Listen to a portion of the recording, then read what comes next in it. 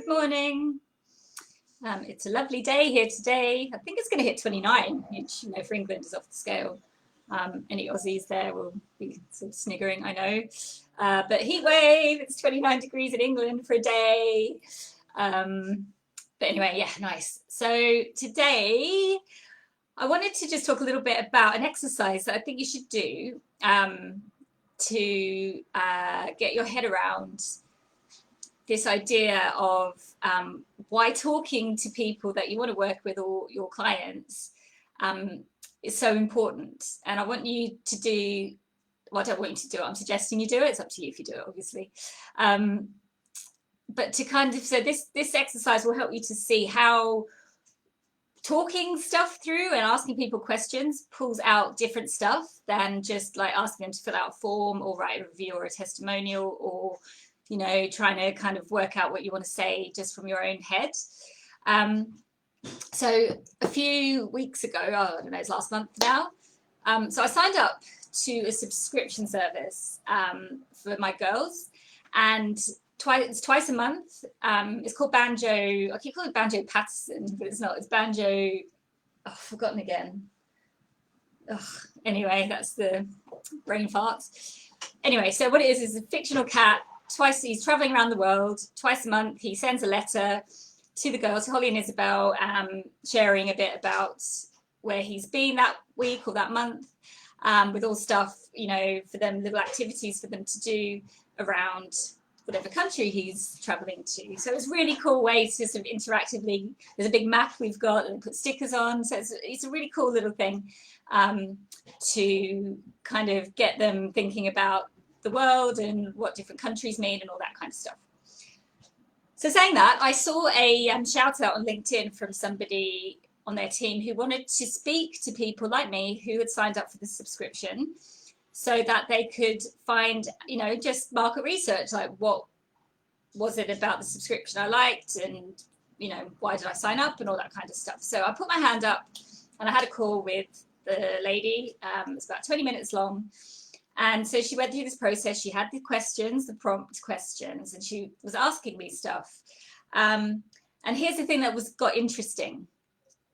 So she, if I was writing this or kind of thinking about it in another like less spontaneous way, if you'd asked me why I'd signed up for this thing, it would have been like, okay, it sounds educational, sounds like fun.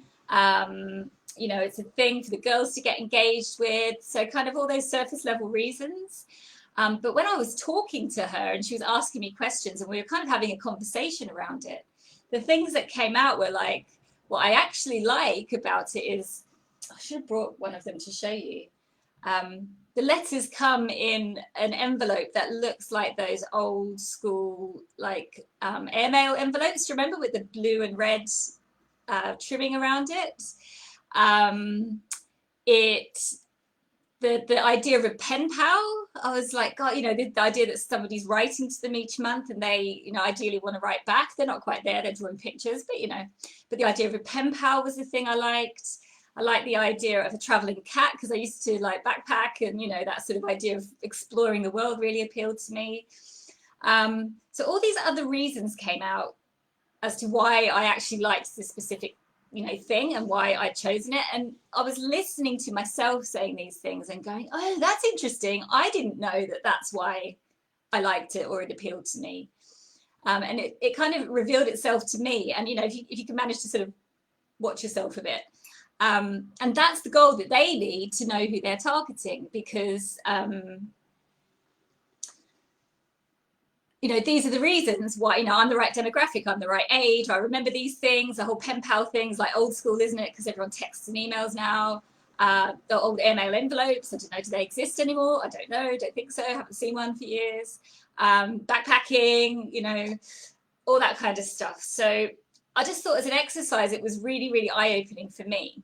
And it's kind of fed into a lot of what I'm doing. And so my challenge to you is to keep an eye out. And I would do it with a service or a product or something that isn't related to your business, that's something that you do some other way, for yourself, for your kids, whatever it is. And just keep an eye out or even approach people if you want. But if you just keep an eye out, these things always appear. Keep an eye out for anyone who's looking for that kind of thing, that they want to have a conversation with somebody who is using their service to just, you know, a bit of a market research conversation. And by being on the other side of it, you're going to see for yourself how this works, how the stuff that you say is below the surface and you don't know it's there until you start saying it. And so this is why all the market research that I, you know, do for my clients, or ask my client, or, you know, ask people who work with me to do, that I do for myself, increasingly, you know, more and more, everything is about conversations, you know, having that conversation so that the real stuff comes out, and it's not just rehashed stuff that we're in the habit of typing out, or, you know, just regurgitating stuff that we've read. And you're going to get the gold, the message, the thing. You're going to understand why you're doing what you're doing. You're going to sort of uncover what it is that, you know, lights you up about it, all that stuff.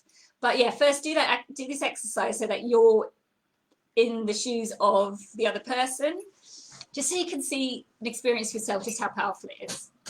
So there you go. That's my challenge to you. Feel free to take it or leave it. But yeah, and that's it. Have a great day. It's Friday. Have a good weekend. And thanks for listening to my rambles.